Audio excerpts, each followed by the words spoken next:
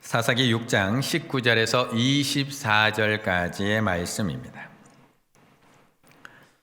사사기 6장 19절로 24절. 하나님의 말씀을 한 절씩 교독하시겠습니다. 기드온이 가서 염소 새끼 하나를 준비하고 가루 한 에바로 무교병을 만들고 고기를 소쿠리에 담고 국을 양푼에 담아 상수리 나무 아래 그에게로 가져다가 드리매 하나님의 사자가 그에게 이르되 고기와 무교병을 가져다가 이 바위 위에 놓고 국을 부으라 하니 기드온이 그대로 하니라. 여호와의 사자가 손에 잡은 지팡이 끝을 내밀어 고기와 무교병에 대니 불이 바위에서 나와 고기와 무교병을 살랐고 여호와의 사자는 떠나서 보이지 아니한지라. 기드온이 그가 여호와의 사자인 줄을 알고 이르되 슬프도소이다 주 여호와여 내가 여호와의 사자를 대면하여 보았나이다 하니 여호와께서 그에게 이르시되 너는 안심하라 두려워하지 말라 죽지 아니하리라 하시니라. 기드온이 여호와를 위하여 거기서 제단을 쌓고 그것을 여호와 샬롬이라 하였더라. 그것이 오늘까지 아비에셀 사람에게 속한 오보라에 있더라. 아멘.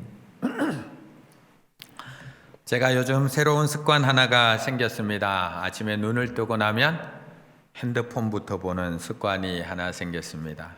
오늘은 몇 명일까? 오늘은 몇 명일까? 오늘은 500명대일까? 오늘은 600명대일까? 그래도 이제 거리두기 강화했는데 이제 한 주, 두 주 지나가고 있는데 이제 조금 줄어들지 않을까? 조금 줄어들지 않을까? 기대하는 마음으로 자꾸 핸드폰을 들여다보게 됩니다. 그런데 어찌나 우리나라는 친절한지 굳이 내가 들여다보지 않아도 또 여러 번 우리에게 문자를 보내주고 있습니다. 우리 국민들 외로울까봐 중대본에서도 매 시간마다 문자 보내주고 오늘 오전에도 아마 다 한 통씩 받으셨을 것 같습니다. 우리 충주시청에서도 우리들에게 불안할까봐 또 시간마다 문자를 보내주고 있습니다. 몇 번 확진자, 어디 지나갔습니다. 어디 들렀습니다. 심지어는 휴게소 들렸다 간 사람들 동선까지도 친절하게 어찌나 그렇게 잘 안내해주고 계시는지요. 거기다가 우리의 이웃에 있는 이제는 괴산 군청 문자까지 저에게는 다 들어오고 있습니다. 군청, 괴산에도 확진자 떴습니다. 그러다 보니 문자가 한 통 올 때마다 가슴이 덜컹 또 발생한 거 아니야 걱정되는 것이 우리의 마음입니다. 그런데 지난 수요일에는 어찌나 그렇게 친절하게 저희에게 문자를 한 통 딱 보내주셨습니다. 드림뉴 웨딩홀 피로연 참석자 선별진료소에서 검사 받으시기 바랍니다. 다 받으셨죠? 이 문자를 딱 받았습니다. 지난 토요일에 우리 교우 중에 한 가정에서 자녀 결혼 전에 피로연을 드림뉴 웨딩에서 했습니다. 우리 하객들 서울까지 올라오는 것이 힘들까봐, 번거로울까봐, 또 코로나 상황이 불편할까봐 충주에서 피로연을 가졌는데 그 장소 다른 층에서 확진자가 있었던 겁니다. 저희들은 2층, 그 팀은 3층에서 피로연을 했습니다. 월요일에 이 얘기를 듣고 보건소에 저희가 확인을 했습니다. 저희가 월요일에 확인할 때까지만 해도 다른 층이라서 괜찮을 것 같습니다. 다른 층이라서 검사받지 않아도 됩니다. 라고 저희가 답을 들었습니다. 혼주 가정에서도 그렇게 확인을 하고 안심하고 있었습니다. 그렇게 모두가 안심하고 있는데 수요일에 전체 문자로 드림뉴 웨딩홀 참석자 선별진료소에서 검사받으시기 바랍니다. 이 문자를 다 받으시니까 이제 전화가 오기 시작합니다. 목사님 괜찮으세요? 저희도 검사 받으러 가야 되나요? 저희들에게 문의가 들어오기 시작합니다. 그래서 저희가 또 보건소에 수요일날 또 연락을 했습니다. 그런데 이 상담사가 여러 명 있다 보니까 때로는 이분이 전화 받고 때로는 저분이 전화 받고 상담하는 내용도 조금씩 상이하고 다르기 시작합니다. 그래서 저희가 자꾸 이제 확인을 했습니다. 왜냐하면 전체가 달려있는 문제라서. 그래서 역학조사관을 통해서 내용도 다시 한번 확인하고 시청 직원, 정확하게 직원에까지 결국에는 답을 들었습니다. 그렇게 내려진 저에게 응답된 결과가 무엇이냐? 층은 다르지만 올라가는 계단 통로가 같고 그리고 화장실을 같이 사용하기 때문에 혹시 그 사이에서 스쳐 지나가거나 접촉이 의심될 수도 있습니다. 그래서 유증상자 그리고 혹시나 하는 마음이 드시는 분들 이렇게 얘기하더라고요. 수동감시 대상자. 제가 이번에 많이 배웠습니다. 이렇게 딱 만난 사람, 3층에서 같이 식사한 사람들은 능동감시 대상, 계속 지켜봐야 되는 사람들. 그런데 다른 층에서 식사를 한 저희들은 수동감시 대상자, 본인 스스로 체킹을 하고 나에게 열이라든지 호흡기 문제라든지 증상이 나타나면 검사를 받거나 또는 혹시 내가 그때 계단 올라갈 때 누군가 모르는 사람하고 같이 올라갔는데 혹시 화장실에서 어떤 남자 만났는데 혹시 하는 의심이 되는 분들, 걱정이 되는 분들은 와서 검사 받으시면 되겠습니다 라는 문자를 우리에게 보내준 겁니다. 그래서 드림뉴에 출입한 모든 분들에게 문자가 가게 된 것이고요. 그래서 많은 분들이 이 문자를 받고 보건소로 계속 또 전화를 하는 겁니다. 그러니까 전체 문자를 보내서 누구든지 와서 검사 받으시면 됩니다. 이 문자를 받고 나니까 저희들은 또 고민이 됩니다. 증상은 없는데, 크게 의심되는 부분도 없는데 검사를 안 받고 조용히 지나가는 것이 우리 성도님들의 마음을 안심시켜 드리는 걸까? 아닌데 우리가 거기서 밥 먹고 거기 간 걸 이미 많은 성도님들이 봤는데 우리가 조용히 지나간다고 해서 우리 성도님들도 안심할까? 아니면 우리 교육자들이 빨리 가서 검사받고 괜찮다는 것을 알려드리는 것이 우리 성도님들 마음이 안심이 되는 걸까? 또 그거 갖고 의도를 하다가 그럴 거면 빨리 가자. 우리가 설교의 자리도 서야 되고 또 때로는 성도님들도 만나야 되는데 우리가 빨리 가서 빨리 확인해서 알려드리는 것이 모두의 마음을 안심시켜 드릴 수 있겠구나 해서 저희가 수요일 날 빨리 가서 검사 받았고요. 목요일 오전에 당당하게 음성 확정 받았습니다. 건강해 보이나요? 기쁘신가요? 근데 표정은 별로 내가 안 걸렸으니까 많이 기도해 주셔서 우리 교육자들 4명 다 가서 검사 받았고요. 또 안전하다고 음성 확진 다 받았고요. 그래서 또 이렇게 하나님의 말씀 전하는 자리에 또 이렇게 안전하게 잘 설 수 있게 된 것 같습니다. 그래서 솔직히 우리가 걱정하는 것은 내 건강은 아니잖아요. 내가 그거 걸릴까 봐 그게 두려우신 거는 아니잖아요. 솔직히 우리가 두려운 것은 나로 인해서 다른 사람이 피해 입을까 봐, 나로 인해서 우리 가족이 힘들어질까 봐, 나로 인해서 다른 지역에 감염이 될까 봐, 그게 두려운 겁니다. 나로 인해서 교회가 피해 입으면 어떨까? 나로 인해서 우리 직장 사람들 피해 입으면 어떨까? 나로 인해서 우리 성도들 저 앞에 줄 서서 다 검사 받으면 어떨까? 나로 인해서 교회 2주간, 회사 2주간 폐쇄하면 어떨까? 그게 두려우신 거잖아요. 나로 인해서 하여튼 이기적인 교회가 문제야라고 교회가 손가락질 받을까 봐 그게 두려우신 거잖아요. 그게 안 그래도 연약한 우리들, 안 그래도 걱정 많고 두려움 많은 우리들인데 요즘은 코로나 때문에 더 많은 두려움을 가지고 살아가고 있는 것 같습니다. 11절의 말씀을 한번 함께 읽겠습니다. 11절입니다. 요아의 사자가 에베네셀 사람 요아스에게 속한 오브라에 이르러 상수리 나무 아래에 앉으니라. 마침 요아스의 아들 기드온이 미디안 사람에게 알리지 아니하려 하여 밀을 포도주 틀에서 타작하더니. 아멘. 오늘 본문에 등장한 이 기드온은 아마 우리만큼 걱정과 불안과 두려움이 많은 사람입니다. 기드온은 미디안 사람이 두려워서 밀을 타작하는데 넓은 마당에서 타작도 못하고요, 좁은 포도주 틀 안에서 밀을 타작하고 있습니다. 왜요? 미디안 사람이 두려워서. 미디안 사람들이 또 와서 자기들이 추수하고 있는 이 밀, 타작하고 있는 이 밀도 다 뺏어갈까 봐 그게 두려워서 그 좁은 포도주 틀 안에서 두려워 타작하고 있는 사람. 근데 사실 이 정도 두려움은 누구나 가지고 있는 두려움 아닌가요? 우리도 가지고 있는 두려움 아닌가요? 우리도 만약 미디안에게 7년 지배당하고 있다면 이런 두려움 가지고 살아가지 않을까요? 어떻게 보면 당연한 두려움입니다. 그런데 기드온이 가지고 있었던 두려움은 이 정도 두려움에서 끝나지를 않습니다. 뒤이어서 나오는 한참 뒤에 나오는 27절에 보게 되면 기드온의 두려움이 또 한 번 등장을 합니다. 어떤 두려움이 등장을 하느냐? 27절 말씀. 그의 아버지의 가문과 그 성읍 사람들을 어떻게 했다고요? 두려워함으로. 또 두려워하고 있습니다. 또 두려워하고, 미디안 사람들만 두려워하고 있는 것이 아니라 자기 아버지 가문, 거기다가 그 성읍 사람들까지도 두려워하고 있습니다. 어떻게 보면 요즘 우리처럼 두려워할 일도 많고 두려워할 사람들도 너무 많은 사람. 사실 우리가 요즘은 코로나에 너무 집중되어 있다 보니까 코로나만 두려워하고 있는 것 같아서 그렇지, 사실 우리는 두려움 덩어리입니다. 두려움 덩어리. 매일 불안해하고 매일 두려워하고, 앞으로 언제 코로나 끝날까 두려워하는 사람들. 코로나 끝나고 나면 경제 쓰나미가 온다는데 앞으로 경제는 어떻게 될까 두려운 사람들.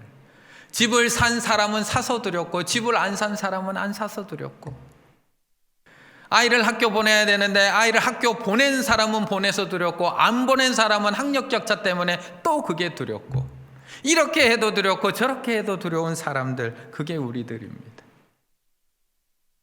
저희 집에도 두려움에 떠는 한 아이가 있습니다. 두려움에 떨고 있는 한 아이, 바로 저희 딸입니다. 몇 달 전부터는 혼자 있는 것을 너무 불안해하고요, 너무 두려워합니다. 그래도 오빠가 여기 집에 있을 때는 그래도 그렇게 표시나지 않고 괜찮았습니다. 그런데 오빠가 축구한다고 이제 저 시골로 유학 가고 나서 이제 혼자 있다 보니까 이제 혼자 있는 것이 너무 힘들고 두려워합니다. 엄마가 어디 가는 것만으로도 힘들어합니다. 그래서 제가 며칠 전에는 물었습니다. 왜 이렇게 불안해? 뭐가 그렇게 두려워? 저희 딸의 두려움이 무언가 궁금해서 물었습니다. 그랬더니 저희 딸의 두려움의 원인이 그거더라고요. 이번 주 13일 날 출소하는 조두순 때문에 두렵다고 하더라고요. 이번 주 13일 날 출소하는 조두순, 하루에 1시간 1000개씩 팔굽혀펴기 하고 있는 그 조두순이 출소한다는 이야기를 듣고 너무 두려워하고 있습니다. 충주로 이사 오는 것도 아닙니다. 안산시 살던 곳으로 이사 간다고 하는데도 저희 딸은 두렵답니다. 왜냐하면 나행의 사건을 알고 있는 저희 딸은 벌써부터 두려워서 저런 사람 만나면 어떠지, 저런 사람을 만나면 어떠지, 며칠 전부터 저를 대상으로 발차기 연습하고 있습니다. 강아지를 산책시켜야 되는데 혼자는 나가지도 못합니다. 낯선 아저씨 만날까 봐. 점점 잔인해져가는 그런 사건, 사고들, 점점 난폭해져가는 그런 폭행 사건들, 성폭행 사건들의 이야기를 들으면 불안합니다. 예전에는 캄캄한 골목길 걸어갈 때는 누구 한 명 같이 오는 사람 없나 라고 생각했는데, 이제는 누군가 한 명 오기만 하면 도리어 더 겁이 납니다. 이제는 누군가 모르는 사람이 초인종 한번 누르면, 예전에는 누구세요? 라고 하고 나갔는데 요즘에는 조용히 가서 모니터부터 봅니다.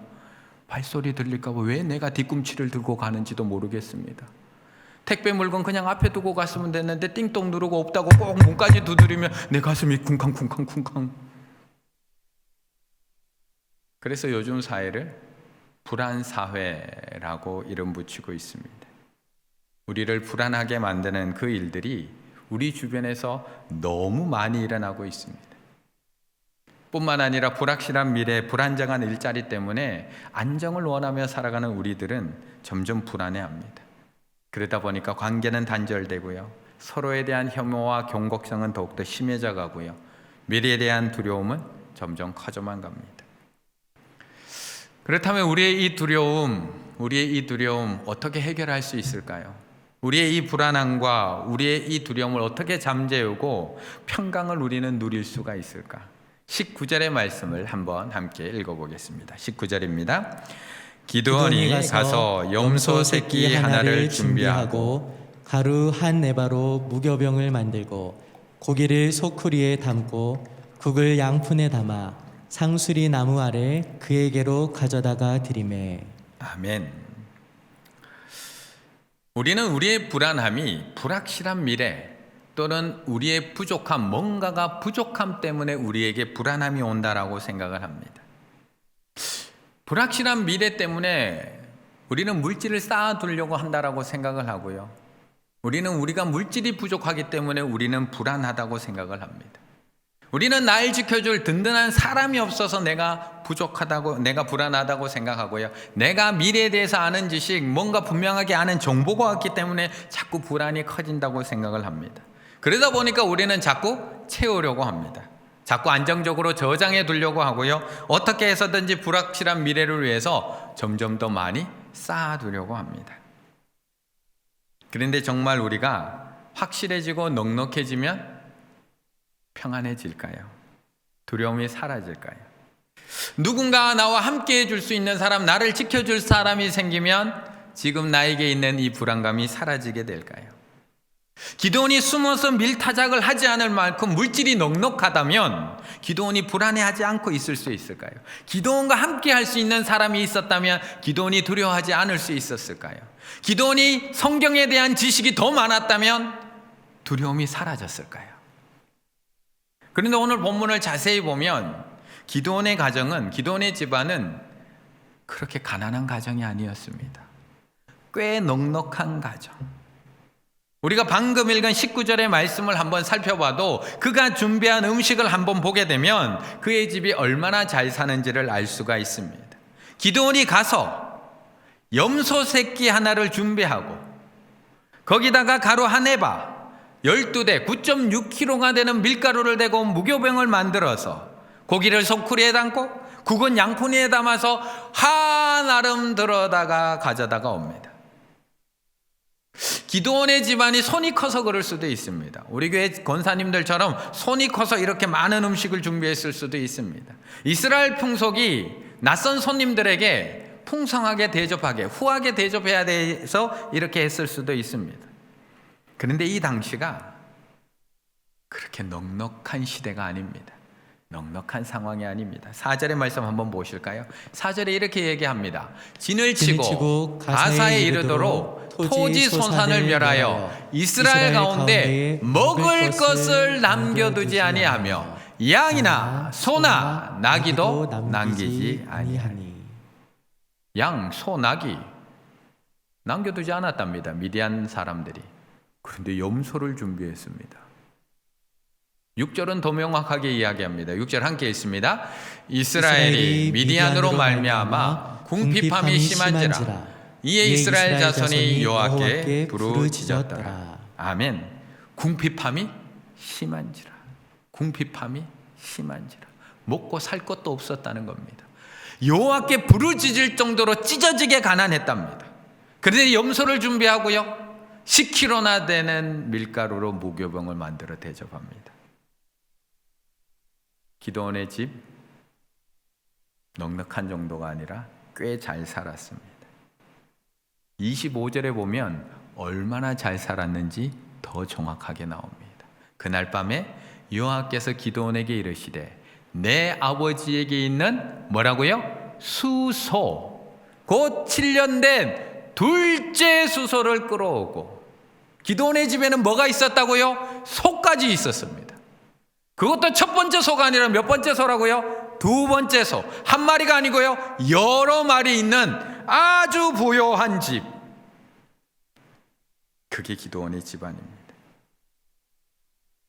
그렇다면 기드온에게 있는 두려움은 물질의 부족에서 오는 두려움은 아니라는 겁니다. 너무 많았거든요. 너무 많거든요. 그렇다면 기드온의 두려움은 그의 주변에 사람이 없어서 오는 두려움일까요? 돈은 많은데 나와 함께 있는 사람, 나를 도와줄 사람, 나를 따라줄 사람이 없어서 두려운 걸까? 27절의 말씀을 한번 보겠습니다. 27절. 이에 기드온이 종 몇 사람요? 10사람을 데리고. 종까지 10명이 있습니다. 여호와께서 그에게 말씀하신 대로 행하되. 지금 기드온은 하나님께서 시킨 그 일을 행하는데요, 10명의 종이 그를 그대로 따라갑니다. 자신의 말에 순종해 줄 수 있는 10명의 종, 하나님의 말씀대로 행하는 것을 말없이 따라와 줄 10명의 종이 있습니다.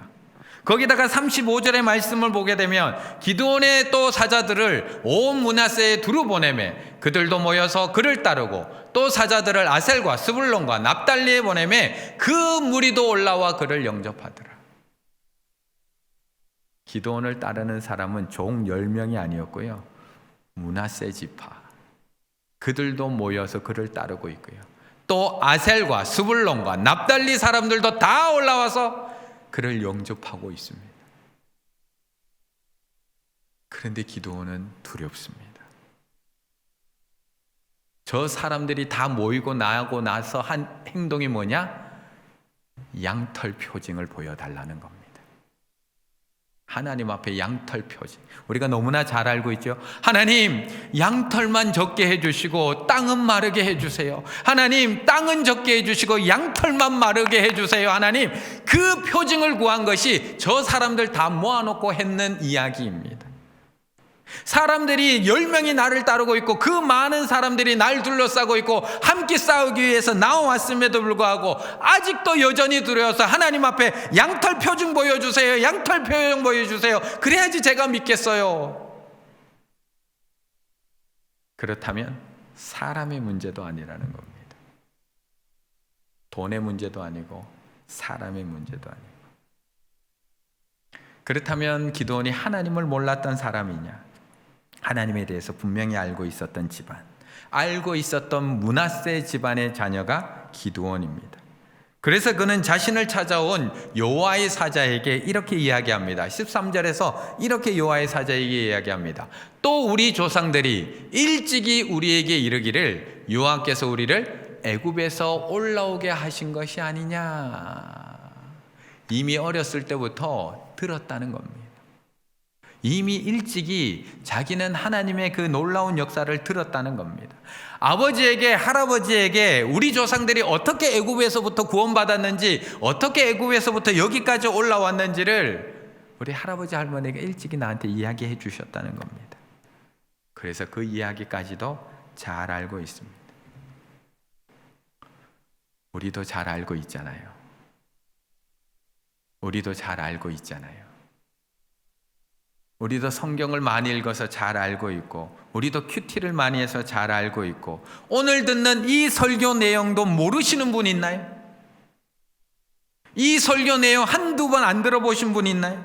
다 아는 내용입니다. 두려워할 필요 없다는 거 다 알고 있고요, 불안할 필요 없다는 거 다 알고 있습니다. 저희 딸에게 제가 설명해도 다 알고 있답니다. 하나님께서 너 지켜주실까요?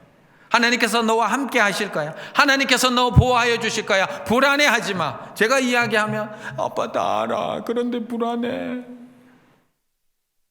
우리 얘기 아닌가요? 다 압니다. 그런데 불안합니다. 분명히 압니다. 지금까지 성경 공부 많이 했습니다. 성경 많이 읽었고요, 설교 많이 들었습니다. 그래서 우리의 조상들이 어떻게 구원받았는지 너무나 잘 알고 있고요, 율법에 대해서도 말씀에 대해서도 잘 알고 있습니다.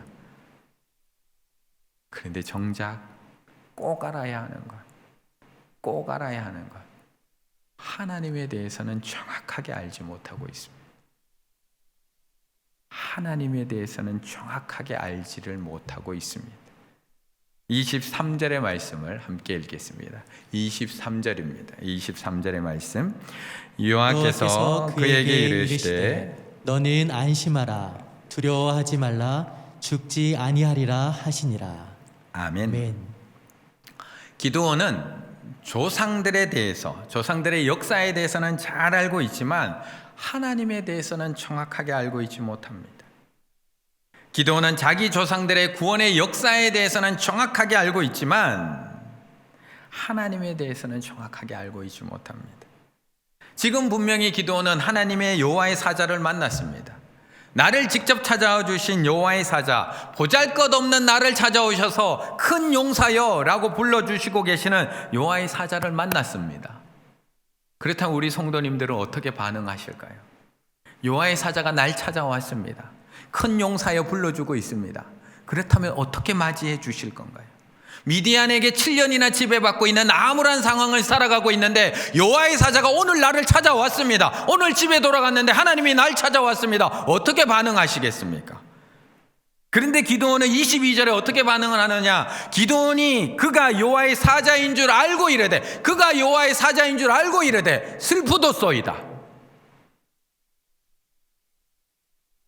슬퍼하고 있습니다. 하나님이 날 찾아오셨어요. 내가 이렇게 힘들고 어려운데 하나님이 날 찾아오셨어요. 기뻐하고 감격하고 있는 것이 아니라 슬퍼하고 있습니다. 왜요? 죽게 되었다고 알고 있거든요. 살아계신 하나님의 얼굴을 본 자는 다 죽는다고 알고 있거든요. 이것이 기드온이 가지고 있는 하나님에 대한 인식이었습니다. 이것이 기드온이 가지고 있는 하나님에 대한 인식. 그렇게 어려서부터 하나님의 이름을 듣고 그 많은 구원의 역사를 읽고 그렇게 많은 설교를 듣고 그렇게 많이 하고 읽고 듣고 했음에도 불구하고 기드온에게 있어서 하나님은 심판의 하나님, 진노의 하나님, 분노의 하나님, 징계의 하나님, 죄 지으면 버리시는 하나님, 이것이 기드온이 가지고 있던 하나님에 대한 인식입니다. 그래서 앞에 나오는 13절에서도 여호와의 사자에게 기드온이 이렇게 대답을 했던 겁니다. 여호와께서 우리와 함께 계시면 어찌하여 이 모든 일이 우리에게 일어났습니까? 하나님 우리하고 함께 계시다면서요. 그런데 어떻게 이 일이 나한테 일어날 수 있는 겁니까? 이렇게 묻고 있는 겁니다. 이제 여호와께서 우리를 버리사 미디안의 손에 우리를 넘겨주셨나이다. 우리가 이렇게 고통받는 건 하나님이 버려서 그런 거 아닙니까? 하나님께서 우리를 미디안의 손에 넘겨서 우리가 이렇게 고통받는 거 아닙니까? 지금 우리가 미디안에게 정명당한 것, 심판의 하나님이 우리를 버리셨기 때문입니다. 진노의 하나님이 우리를 저들에게 넘겨주셨고 징계 하나님이 우리를 떠나셨기 때문에 우리가 이 고통 당하고 있는 것 아닙니까?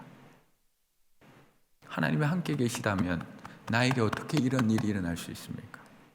하나님이 우리 가정에 함께 계시다면 우리 가정에 왜 이런 어려움이 발생을 합니까? 하나님이 나와 함께 계시다면 왜 내 몸이 이렇게 아프고 하나님이 내 자녀와 함께 계시는데 왜 이번 수능에서 우리 자녀가 이 점수밖에 못 받고 왜 하나님이 우리와 함께 계시다고 임마누엘 하나님이라고 이야기하면서 왜 코로나 상황이 아직도 끝나지 않고 예배도 제대로 하나님 앞에 못 드리게 만드냐고. 하나님 함께 계시는 거 맞냐고.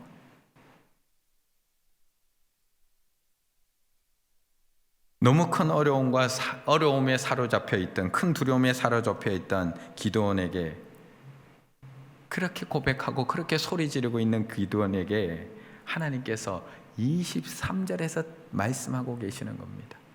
슬프도소이다 이야기하는 기드온에게 23절 함께 읽습니다. 여호와께서 그에게 이르시되 너는 안심하라, 두려워하지 말라, 죽지 아니하리라 하시니라. 한 번 더 읽을까요? 여호와께서 그에게 이르시되 너는 안심하라, 두려워하지 말라, 죽지 아니하리라 하시니라. 아멘. 너는 안심하라, 샬롬 레카. 너는 안심하라, 샬롬 레카. 너에게 평강이 있을지어다. 너에게 평강이 있을지어다. 슬프도소이다. 저 이제 하나님의 얼굴 봤어요. 진노의 하나님께서 이제 저 죽이실 거예요. 하나님이 함께 계시다면 나에게 이런 어려움이 없을 텐데 하나님께서 날 버려서 우리 민족이 이렇게 고통받고 있고 이제 내가 하나님 얼굴 봤으니 이제 저 죽을 거예요. 그러자 하나님께서 샬롬 레카, 너에게 평강이 있을지어다. 너는 안심하라, 두려워하지 말라, 죽지 아니하리라. 이 말씀을 주시는 거예요. 지금까지 진노의 하나님, 징계의 하나님, 심판의 하나님으로만 인식하며 살아왔던 기드온에게 하나님께서는 평강을 선포하면서 너는 안심하라, 두려워하지 마라, 죽지 아니하리라. 여기서 평강의 하나님을 만나게 되는 겁니다. 성경을 그렇게 많이 읽은 우리도 나에게 무슨 일만 생기면, 내 자녀에게 무슨 사고만 생기면 가장 먼저 떠오르는 게 뭐예요? 내가 뭘 잘못했지? 도대체 내가 뭘 잘못했지?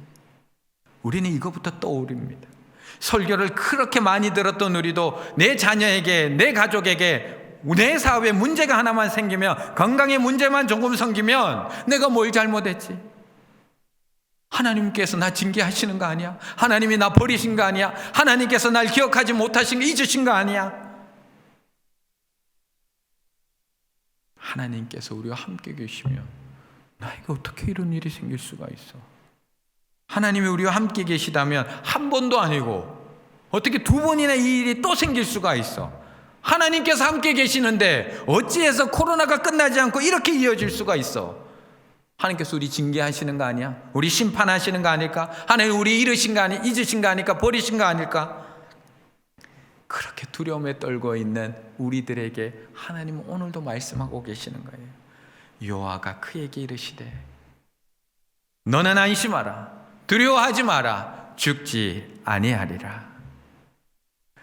이 평강의 선포를 들은 기드온이 이어지는 24절에서 하나님 앞에 쌓은 제단이 이름이 뭐라고요? 기드온이 여호와를 위하여 거기서 제단을 쌓고 그것을 여호와 샬롬이라 하였더라. 그 이야기, 그 선포를 듣고 하나님 앞에 올려드린 제단이 평강의 하나님 여호와 샬롬입니다. 하나님께서 이삭을 대신해서 어린 양을 준비해 놓으신 그 사건을 경험하고 여호와 이레의 제단을 쌓았고, 아말렉과의 전투에서 하나님께서 승리하게 하시는 그 놀라운 사건을 경험하고 여호와 니시의 제단을 쌓았고, 죽을 줄 알고 슬퍼하며 있었던 그 기드온에게 너는 안심하라, 너에게 평강이 있을지어다. 그 평강의 하나님을 만나고 여호와 샬롬, 평강의 제단을 쌓고 있는 것입니다. 하나님이 우리를 버리셨다면 왜 굳이 인간의 몸을 입고 이 땅에 오셨을까요? 하나님께서 우리를 사단의 손에 넘기셨다면 왜 굳이 십자가에서 그 고난을 받고 죽으셨을까요? 하나님께서 우리를 포기하고 잊으셨다면 왜 부활승천하신 이후에 내가 다시 갈게, 기다려 약속하셨을까요? 아이가 어렸을 때 엄마들이 듣는 말 중에 가장 억울한 말이 뭔지 아세요? 엄마 때문이야. 엄마 때문이야. 물을 쏟아도 엄마 때문이야.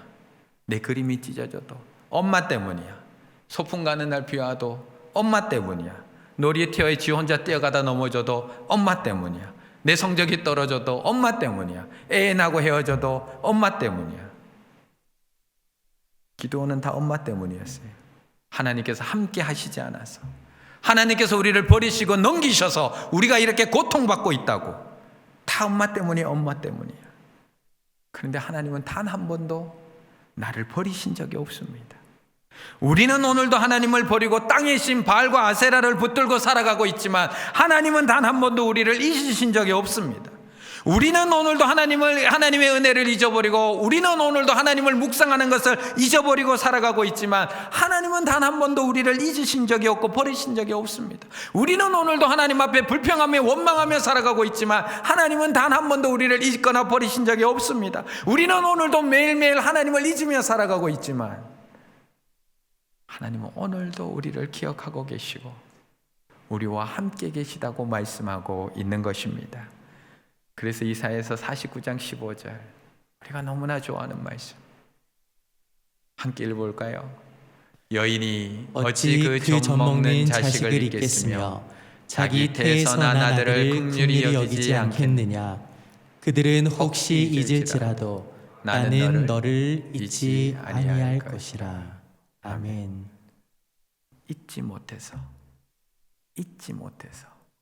그래서 예수님께서 이 땅에 오신 것이고, 잊지 못해서 그래서 예수 그리스도가 십자가에서 우리를 위해서 죽으신 것이고, 잊지 못해서 그래서 부활승천하신 예수님께서 다시 이 땅에 오신다고 약속하고 계신 것입니다. 우리를 잊지 못해서 이 땅에 오신 그 예수 그리스도를, 평강의 예수님을 기다리시는 이 대림절 기간 되시기를 바라겠습니다. 세상이 줄 수 없는 평강, 그 아무것도 빼앗아갈 수 없는 그 평강, 세상의 모든 두려움들을 깨트려 버리는 샬롬 레카, 너에게 평강이 있을지어다.